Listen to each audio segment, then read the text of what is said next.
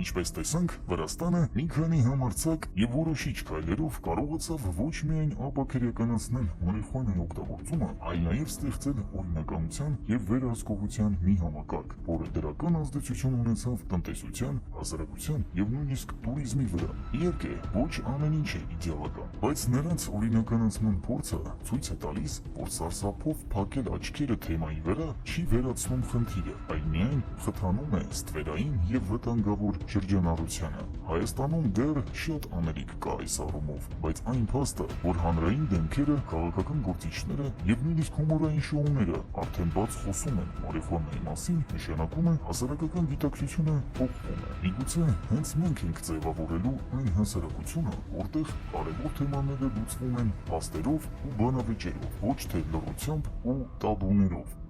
Եթե այս թեման ձեզ հետաքրքրեց եւ ցանկանում եք միանալ Հայաստանի ամենամեծ եւ մատչելի մարիխուանայի վաճառքով զբաղվող մեր հարթակին, ապա սեղմեք լայք, բաժանորդագրվեք ալիքին, սեղմեք զանգակ ու միացեք մեզ նաեւ Telegram-ում։ Սիրով Legalize Armenia-ի եւ Մաքուր Հայաստանի հիմնադիր Legal Հայաստան։